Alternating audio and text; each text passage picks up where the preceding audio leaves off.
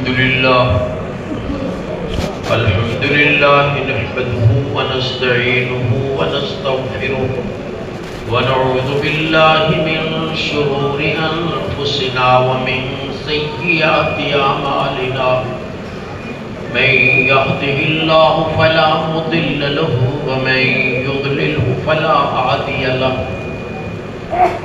وأشهد أن لا إله إلا الله وحده لا شريك له وأشهد أن محمدا عبده ورسوله اللهم صل على محمد وعلى آل محمد كما صليت على إبراهيم وعلى آل إبراهيم إنك حميد مجيد اللهم بارك على محمد وعلى آل محمد كما باركت على إبراهيم وعلى آل إبراهيم إنك حميد مجيد أما بعد فإن خير الحديث كتاب الله وخير الهدي هدي محمد صلى الله عليه وسلم وشر الأمور محدثاتها وكل محدثة بدعة وكل بدعة ضلالة وكل ضلالة في النار أعوذ بالله السميع العليم من الشيطان الرجيم بسم الله الرحمن الرحيم إنا نحن نزلنا الذكر وإنا له لحافظون صدق الله العظيم قرآن مجید اللہ تعالیٰ کی آخری کتاب ہے جو اللہ تعالیٰ نے قیامت تک کے لوگوں کی ہدایت کے لیے نازل فرمائی۔ اس سے پہلے بھی کچھ کتابیں آئیں جن میں سے چند کے نام مشہور ہیں، مثلاً تورات ہے، زبور ہے، انجیل ہے۔ یہ کتابیں اس سے پہلے آئیں، لیکن ہماری بدقسمتی یعنی انسانوں کی بدقسمتی کہ وہ ان کی حفاظت نہیں کر سکے۔ یہ کتابیں اصل زبان میں جس میں نازل ہوئی تھی قائم نہ رہ سکی۔ اب آپ دیکھتے ہیں کہ جہاں بھی یہ کتابوں کے نسخے ہیں وہ صرف ترجمے ہیں، اصل نسخہ تورات کا یا اصل نسخہ انجیل کا یا زبور کا یہ آپ کو نہیں مل سکتا۔ لیکن قرآن مجید یہ اللہ تعالیٰ کی ایسی کتاب ہے کہ جس کے ایک نہیں کروڑوں نسخے مل سکتے ہیں اصلی حالت میں، اصل زبان میں۔ یہ بہت بڑی بات ہے جو اللہ نے مسلمانوں کو نصیب فرمائی۔ یہودیوں کی تورات ایک دفعہ گم ہو گئی تھی۔ بخت نصر ایک بادشاہ تھا، اس نے حملہ کیا اور بیت المقدس کی اینٹ سے اینٹ بجائی اور پھر تورات کا نسخہ لے کر چلا گیا۔ سال ہا سال تک یہودی لوگ اپنی کتاب سے محروم رہے۔ ان میں کوئی ایسا شخص نہیں تھا جس کو تورات زبانی یاد ہو۔ اللہ تعالیٰ نے پھر حضرت عزیر، یہ اللہ کے ایک نبی ہیں، ان کو مبعوث فرمایا۔ ان کو اللہ نے اپنے فضل سے ان کو قرآن تورات حفظ عطا کی۔ انہوں نے پھر آ کر یہاں دوبارہ تورات قائم کی۔ لیکن اللہ کا فضل ہے کہ کہ قرآن مجید جب سے نازل ہوا اس وقت سے اب تک اور انشاءاللہ قیامت تک اپنی اصلی حالت میں محفوظ رہے گا۔ قرآن مجید تو ایک طرف جس زبان میں قرآن مجید نازل ہوا وہ زبان بھی قیامت تک باقی رہے گی، یعنی عربی زبان۔ بہت سی زبانیں بنتی رہی اور مٹتی رہی، لیکن عربی زبان کو اللہ تعالیٰ نے اس قرآن کی برکت سے قیامت تک باقی رکھنا ہے، بلکہ یہی وہ زبان ہے جس زبان میں جنت کے اندر کلام ہوگی۔ حضور اکرم صلی اللہ علیہ وسلم نے ایک دفعہ فرمایا تھا، بھئی عربی سے محبت کرو، عربی زبان سے محبت کرو، اس لیے کہ پہلی بات میں عربی ہوں، دوسری بات کہ قرآن مجید عربی ہے، اور تیسری بات کہ جنت والوں کی زبان عربی ہے۔ یہ عربی کے لیے بہت بڑی سعادت ہے کہ قرآن مجید اس میں نازل ہوا۔ قرآن مجید کی برکت سے یہ زبان بھی قیامت بلکہ قیامت تک سے بعد کے لیے بھی قائم و دائم رہے گی انشاءاللہ۔ پھر قریشی لہجہ، عرب میں بہت سے لہجے تھے، جس طرح ہمارے یہاں ہے، اس گاؤں کے لہجہ کچھ اور ہے، کسی اور گاؤں چلے جائیں جو دور نہ ہو ان کا لہجہ کچھ اور ہے۔ یہ لہجے بدلتے رہتے ہیں، ایک ایک گاؤں کا الگ الگ لہجہ ہوتا ہے اور مٹتے رہتے ہیں۔ قریشی لہجہ یہ بھی انشاءاللہ قیامت تک رہے گا، کیوں کہ قرآن مجید قریشی لہجے میں نازل ہوا، عربی کے قریشی لہجے میں۔ جس طرح قریش عربی بولتے تھے، لہجے کا مطلب یہ ہے کہ جس طرح قریش عربی بولتے تھے اس طرح یہ برقرار ہے زبان، کیونکہ قرآن اس کے لہجے میں نازل ہوا ہے۔ اللہ تعالیٰ نے قرآن مجید کو محفوظ رکھا ہے، یہ اللہ کا کرم ہے۔ اس کی چند وجوہات ہیں۔ سب سے بڑی وجہ اس کی یہ ہے کہ قرآن مجید حفظ کی صورت میں نازل ہوا، حفظ کی صورت میں۔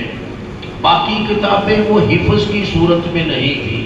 مثلا تورات کے بارے میں صراحتاً لکھا ہے کہ اللہ تعالیٰ نے حضرت موسیٰ علیہ السلام کو تورات کی الواح عطا فرمائی تھی، یعنی تختیاں تھیں جن تختیوں میں لکھی ہوئی تھی کتاب۔ لیکن قرآن مجید لکھا ہوا نازل نہیں ہوا، بلکہ قرآن مجید حفظ کے ساتھ نازل ہوا۔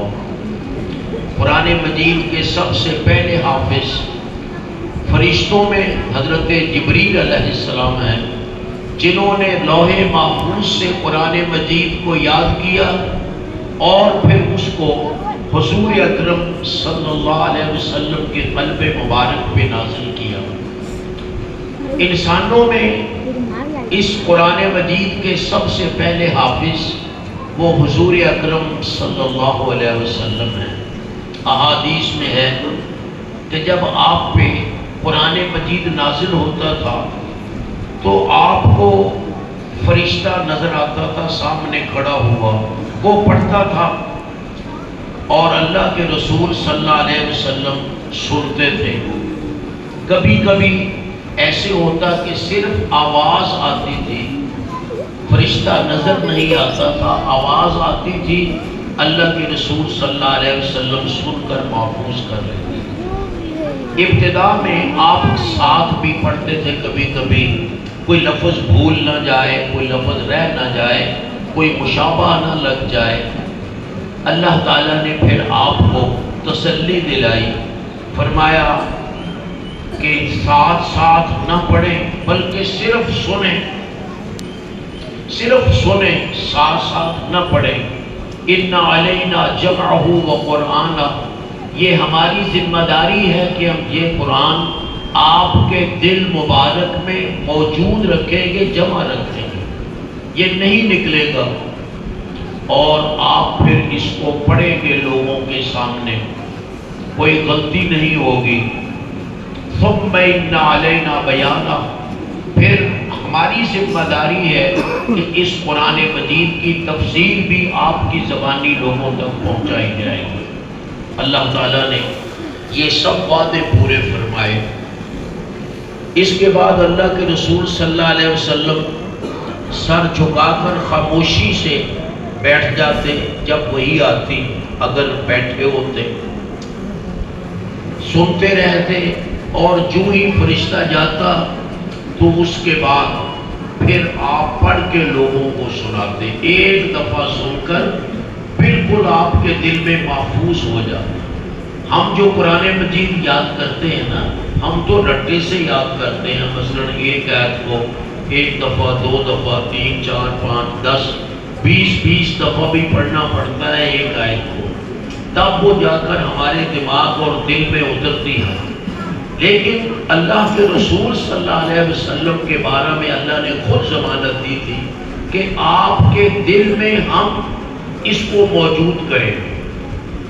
آپ کے دل پہ نازل ہوتا تھا، یعنی آپ کو رٹا نہیں لگانا پڑتا تھا یاد کرنے کے لیے، بلکہ براہ راست اللہ کی طرف سے دل میں موجود ہوتا تھا۔ اسی لیے حضور اکرم صلی اللہ علیہ وسلم کو کوئی ضرورت نہیں تھی کسی سے پوچھنے کی۔ جب قرآن مجید نازل ہوتا تو آپ پڑھ کے سنا دیتے لوگوں کو۔ کبھی ایسے ہوتا تھا کہ کوئی آدمی لکھنے والا موجود ہے تو اس کو کہا بھائی لکھو، لکھا بھی دیتے، لیکن اصل نزول قرآن کا حفظ کی صورت میں ہو۔ اللہ کے رسول انسانوں میں سب سے پہلے حافظ، اور پھر صحابہ کرام قرآن مجید کے، اکثر صحابہ قرآن مجید کے حافظ تھے، کیونکہ قرآن مجید تھوڑا تھوڑا کر کے نازل ہوتا تھا۔ آپ دیکھتے ہیں قرآن مجید کی صورتیں، کسی میں 3 آیات ہیں، کسی میں 4 ہیں، 5، 6، 7، اکثر آیتیں، اکثر صورتیں قرآن مجید کے آخری سپارے کی وہ چھوٹی چھوٹی ہیں۔ تو جب اتنی آیتیں ایک دفعہ نازل ہوتی، ان کو لوگ پڑھتے اور ان کو یاد ہو جاتا، تو اتارنے کی کیفیت ہی ایسی تھی قرآن مجید کو کہ خام خواہ وہ یاد ہوتا رہا۔ اب جب آیتیں 5، 6، ایک سورت مثلا اتری ہو تو 5، 6، 7، 8 آیتیں یاد کرنا کوئی مشکل نہیں ہے۔ اس کے لیے کوئی ضروری نہیں استاد کے پاس صبح سے لے کر شام تک بیٹھ کے رٹا لگائیں، نہیں، بس یہ وہ سن لیتے تھے اور سن کر پھر ان کو حفظ ہو جاتا تھا۔ پھر ایک بات یہ ہوئی کہ اس قرآن مجید کو ہماری نماز میں داخل کر دیا گیا، قرآن مجید کو نماز میں داخل کر دیا گیا۔ اس وقت تک نماز نہیں ہوتی جب تک قرآن مجید نہ پڑھا جائے۔ بہت سی صورتیں ہر آدمی کو یاد ہیں، چاہے وہ ان پڑھ بھی ہو۔ قرآن مجید کی سورہ فاتحہ سب کو آتی ہے مثلا، اسی طرح قرآن مجید کی آخری صورتیں ہیں وہ سب کو آتی ہیں، آیت الکرسی سب کو آتی ہے۔ تو یہ ایسی چیزیں ہیں جو سبب بن گئی حفظ قرآن کا کہ ہر آدمی نماز میں قرآن پڑھتا ہے اور زبانی پڑھتا ہے، تو اس سے حفظ قرآن پھیل گیا مسلمانوں میں، یہ ذریعہ بن گیا قرآن مجید کی حفاظت کا۔ آپ کے دور میں نابینا حضرات بھی تھے جو قرآن کو یاد رکھتے تھے، اور دوسرے حضرات بھی تھے پورے قرآن کے حافظ۔ تو حضور اکرم صلی اللہ علیہ وسلم نے اس کو ہماری نمازوں میں بھی داخل کر دیا۔ اب جو شخص تہجد پڑھتا ہے، اور سب نیک لوگ تہجد پڑھتے رہے، سب نیک لوگ، آپ نے فرمایا رات کا قیام کیا کرو، فَإِنَّهُ دَأْبُ الصَّالِحِينَ قَبْلَكُمْ، یہ تم سے پہلے نیک لوگوں کی عادت رہی ہے۔ جو شخص چاہتا ہے کہ میرا شمار بھی اللہ نیک لوگوں میں کرے، آئیے اس کے لیے سب سے پہلی نشانی کہ ہم رات کا قیام شروع کر دیں، نفل قیام۔ اب رات کے نفل قیام میں کچھ لمبی صورتیں پڑھنی پڑتی ہیں، اس طرح کئی صورتوں کا حافظ بن جاتا ہے جو شخص تہجد پڑھتا ہے، رات کو نماز پڑھتا ہے۔ تو اس طرح یہ قرآن مجید محفوظ ہو گیا۔ حضور اکرم صلی اللہ علیہ وسلم کی زندگی میں پورا قرآن مجید لکھا بھی گیا تھا، اور حافظ تو بے شمار تھے، حافظ بے شمار تھے قرآن مجید کے۔ پھر آہستہ آہستہ اس کے بعد اس قرآن مجید کو باقاعدہ جمع کر کے ساری دنیا میں پھیلایا گیا۔ حضرت عثمان رضی اللہ تعالیٰ عنہ نے اس کے نسخے تیار کیے، ہر ملک میں ایک نسخہ ایک قاری کے ساتھ میں۔ ہمارا کوئی قرآن بغیر قاری کے نہیں ہوگا۔ یہ بھی اسلام کا امتیاز ہے کہ ہمارے قرآن کو قاری پڑھ کے سناتا ہے، پھر اس سے سیکھتے ہیں۔ یہ نہیں ہے آپ کسی کتب خانے سے خرید کر آپ پڑھنا شروع کر دیں، وہ غلط ہوگا جو آپ پڑھیں گے۔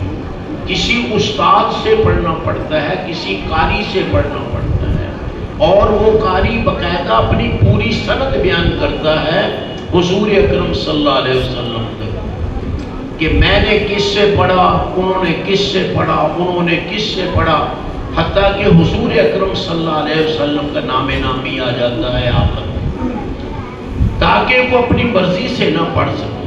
بعض لفظ ایسے ہیں لکھنے میں اور طرح ہے، پڑھنے میں اور طرح۔ میں آپ کو ایک مثال دیتا ہوں، اولئک، آپ نے اکثر دیکھا ہوگا قرآن مجید میں اولئک الف کے بعد واو لکھا ہے، لیکن کوئی واو پڑھتا ہے؟ نہیں پڑھتے۔ کوئی پڑھے گا تو اسے غلطی شمار کیا جائے گا، کیونکہ قاری جو قرآن مجید کے قاری تھے انہوں نے اسی طرح سکھایا کہ اولئک کو اولئک نہیں پڑھنا، اگر کوئی پڑھے گا تو غلط ہوگا۔ تو قرآن مجید کی حفاظت ایک تو حفظ کے ذریعے کی، دوسرا اس کو پڑھنے والے قاری نے آگے پڑھایا۔ حضرت عثمان نے جو نسخے بھیجے نا ہر ملک میں ایک ایک، تو ان میں ساتھ قاری بھی بھیجا کہ جس طرح یہ پڑھتا ہے اس طرح پڑھے۔ تو میرے بھائی یہ قرآن مجید کی حفاظت کا ذریعہ بن گیا۔ اب قرآن مجید کے حافظ جس بستی میں بھی جائیں آپ کو ایک نہیں کئی حافظ مل جائیں گے، کئی حافظ۔ اتنے حفاظ قرآن ہیں دنیا میں کہ کسی اور کتاب کے اتنے حافظ کیا، اس کا لاکھواں حصہ بھی نہیں ہے کہ کسی کتاب کے اتنے حافظ ہوں جیسے حافظ اللہ نے قرآن کے بنائے۔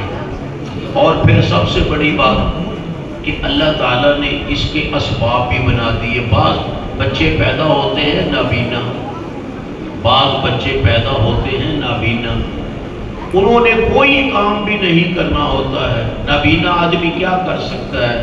نہ کچھ پڑھ سکتا ہے اور نہ ہی کوئی کام کر سکتا ہے۔ تو اللہ تعالیٰ نے ان کو قرآن مجید کی حفاظت کا ذریعہ بنا دیا۔ اب حفظ تو وہ کر سکتا ہے۔ کتنے ہی نابینا اشخاص ہیں، نابینا بچے ہیں جو قرآن مجید کو حفظ کر لیتے ہیں اپنے سینے میں۔ اور ہم میں تو بہت سے ایسے حفاظ گزرے ہیں جو قرآن کے ساتھ ساتھ حدیث کے بھی حافظ تھے نابینا ہونے کے باوجود۔ اس پنجاب میں حضرت مولانا حافظ عبد المنان وزیر آبادی رحمۃ اللہ علیہ، جنہوں نے یہاں حدیث پڑھائی، وہ قرآن کے بھی حافظ تھے اور حدیث کے بھی حافظ تھے، نابینا تھے، نابینا ہو کر پھر بھی حدیث پڑھاتے تھے سب کو۔ تو اللہ تعالیٰ نے یہ لوگ جن کو لوگ نکما سمجھتے ہیں، اللہ تعالیٰ نے ان کو قرآن مجید کی حفاظت کا ذریعہ بنا دیا۔ اور پھر قرآن مجید کے حفاظ چھوٹے چھوٹے بچے، آپ دیکھیں یہ جو حفظ کرنے والے چھوٹے چھوٹے بچے جو ویسے بازاروں میں پھرتے کھیلتے پھرتے ہیں، لیکن یہ قرآن کے حافظ بن گئے۔ چھوٹی عمر میں حفظ کیا ہوا قرآن بھولتا نہیں ہے عموماً، اللہ نے دماغ ایسا تیز رکھا ہوتا ہے، تازہ، لہذا وہ بچے قرآن کی حفاظت کا ذریعہ بن جاتے ہیں۔ کوئی لولے لنگڑے پیدا ہوتے ہیں، ان کو اور کوئی ادارہ نہیں سنبھالتا لولے لنگڑوں کو، لیکن قرآن کے حافظ اور قاری ان کو سنبھالتے ہیں اور ان کو قرآن مجید یاد کراتے ہیں۔ یہ لوگ جس کو لوگ معاشرے میں نکارہ سمجھتے ہیں، یہ لوگ قرآن مجید کی حفاظت کا ذریعہ بن جاتے ہیں۔ تو میرے بھائی، یہ قرآن مجید کا حفظ یہ بہت بڑی نیکی ہے، جس کا آغاز سب سے پہلے حضرت جبریل نے کیا، حضرت جبریل کے بعد اللہ کے رسول صلی اللہ علیہ وسلم نے کیا، اور ان کے بعد پھر صحابہ کرام نے، تابعین نے، ائمہ نے، محدثین نے، سارے ہی محدث حافظ ہوتے تھے قرآن کے۔ اس دور میں حافظ اس کو کہتے تھے جو حدیث کا حافظ ہو۔ قرآن کے حافظ تو سارے ہی ہوتے تھے، قرآن کے حافظ تو سب ہوتے تھے، صرف حافظ کس کو کہتے تھے؟ ہم کہتے ہیں حافظ ابن حجر، حافظ ابن کثیر، حافظ ابن تیمیہ، یہ ان کا مطلب ہے حافظ حدیث، یہ حدیث کے حافظ تھے۔ قرآن کے حافظ تو بے شمار، ان کو تو گنا ہی نہیں جا سکتا۔ تو میرے بھائی، اللہ نے یہ ایسا سلسلہ چلا دیا ہے کہ اللہ کے فضل سے اب حفظ قرآن اتنا عام ہو گیا ہے، اتنا عام ہو گیا ہے کہ قرآن مجید کو ختم نہیں کیا جا سکتا۔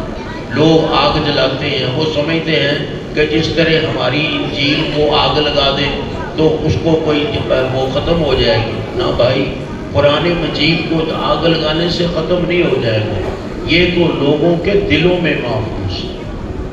اگر خدا نخواستہ کوئی شخص قرآن مجید کے سارے نسخے اکٹھے کر لے، مساجد سے، مدارس سے اکٹھے کر کے ان کو نعوذ باللہ جلا دیں، آگ لگا دیں، تو ہمارا قرآن پھر بھی محفوظ ہوگا۔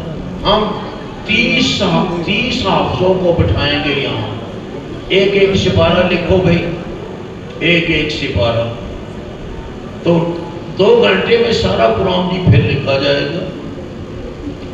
یہ تو میں نے 30 کہا ہے، اس سے زیادہ کر لیں، 120 کر لیں، 120 حافظوں تو ایک پاؤ لکھنا پڑے گا۔ ایک پاؤ تو آدمی وہ 2 گھنٹے میں، 2 گھنٹے میں یا اس سے بھی کم عرصے میں لکھ سکتا ہے۔ تو میرے بھائی، انشاءاللہ یہ قرآن مجید باقی رہے گا، اس کو کسی کی کوئی تدبیر ختم نہیں کر سکتی۔ ختم کرنا تو دور کی بات ہے، تبدیل بھی نہیں کر سکتی۔ ہم نماز پڑھاتے ہیں، مثلا اساتذہ کرام نماز پڑھاتے ہیں، تھوڑی سی غلطی ہو تو فوراً پیچھے سے لقمے آتے ہیں۔ کیا مطلب؟ قرآن کو بدل نہیں جا سکتا، قرآن کو کوئی بڑے سے بڑا شخص بھی بدل نہیں سکتا، اگرچہ معنی ایک ہی ہو، ایک لفظ کی جگہ جنت، اس کو جنات نہیں پڑھ سکتا کوئی، پڑھے گا تو پیچھے سے لقمے آئیں گے کہ غلط پڑھا ہے۔ تو میرے بھائی، قرآن مجید کو اللہ نے محفوظ رکھا ہے، یہ ختم بھی نہیں ہوگا اور اس میں کوئی تبدیلی بھی نہیں۔ وہ لوگ یقیناً سعادت کے قابل ہیں جو لوگ اس قرآن مجید کو حفظ کرتے ہیں۔ ان چھوٹے چھوٹے بچے جو قرآن کے حافظ ہیں، ان کی قدر کریں، آپ ان کا احترام کریں کہ یہ اللہ تعالیٰ کے نظام کا ایک حصہ ہیں۔ قرآن مجید کی حفاظت کے لیے حافظ کی محبت کریں، حافظ کا احترام کریں اور حافظ کی قدر کریں، چاہے چھوٹا بچہ ہے، وہ آپ سے بہتر ہے۔ اللہ کے رسول صلی اللہ علیہ وسلم جب کسی کو سردار مقرر کرتے تھے تو اللہ کے رسول صلی اللہ علیہ وسلم پوچھتے تھے بھی قرآن کس کو زیادہ آتا ہے؟ لوگ اپنا اسلام کا اعلان کرتے تھے، جی میں اسلام لایا، میرا قبیلہ اسلام لایا، آتے تھے آپ کے پاس، آپ پوچھتے تھے بھئی زیادہ کس نے پڑھا ہے قرآن؟ جس نے زیادہ پڑھا ہوتا اس کو آپ سردار بناتے ہیں۔ امام تو اب بھی آپ دیکھتے ہیں، امام کون ہوتا ہے؟ جو زیادہ قرآن مجید پڑھا ہو۔ یومہم اقرؤہم لکتاب اللہ، جو زیادہ قرآن مجید پڑھا ہوا ہے حافظ ہے اس کو امام بناتے ہیں، آپ اس کو سردار بھی اس کو بناتے تھے۔ حتیٰ کہ جب شہید ہوتے تھے نا صحابہ تو کبھی کبھی ایسے ہوتا اکٹھا جنازہ پڑھنا ہوتا تھا کئی لوگوں کا، یا اس کے علاوہ کبھی کوئی مسئلہ ہو، زیادہ اموات ہوں، تو آپ پوچھتے تھے ان میں سے بڑا حافظ کون ہے؟ بڑا حافظ کون ہے؟ جو بڑا حافظ ہوتا اس کی میت کو آپ لحد میں سب سے آگے رکھتے قبلے کی طرف، باقی اس سے پیچھے ہوتے۔ اور یاد رکھیے قیامت کے دن اللہ تعالیٰ بھی اس قرآن مجید کے حفظ کی بدولت اللہ تعالیٰ درجے عطا فرمائے۔ صحیح حدیث موجود ہے کہ کہا جائے گا اقرا ورقہ، پڑھ اور چڑھ، اقرا ورقہ ورتل کما کنت ترتل فی الدنیا، ٹھہر ٹھہر کے پڑھ جس طرح دنیا میں ٹھہر ٹھہر کے پڑھتا تھا۔ فَإِنَّ مَنْزِلَتَكَ عِنْدَ آخِرِ آیَةٍ تَقْرَؤُهَا، تیرا مرتبہ ہے جو آخری آیت تو پڑھے گا۔ ایک شخص ایک سورت اس کو یاد ہے قرآن کی، وہ ایک سورت پڑھ کر اپنا مرتبہ بنائے گا جنت میں۔ جو بھی ہے، کوئی نہیں حافظ کی بات ہے، یہ سب کی بات ہے۔ ہر مسلمان کو درجہ وہ ملے گا جو اس کی طرف سے قرآن مجید کا ہے۔ جو تمام قرآن مجید کا حافظ ہے وہ سب سے اونچا ہوگا، اسی طرح جو زیادہ ٹھہر ٹھہر کے پڑھتا ہے وہ سب سے اوپر ہوگا۔ تو میرے بھائی یہ بڑی فضیلت والی بات ہے، آپ نے جو یہ کام شروع کیا ہے یہ بہت اچھا ہے۔ اللہ تعالیٰ جزائے خیر عطا فرمائے ان لوگوں کو جو حفظ قرآن کرواتے ہیں، والدین کو جو بچوں کو بھیجتے ہیں، اور پھر انتظامیہ کو جو کہ اس کا انتظام کرتے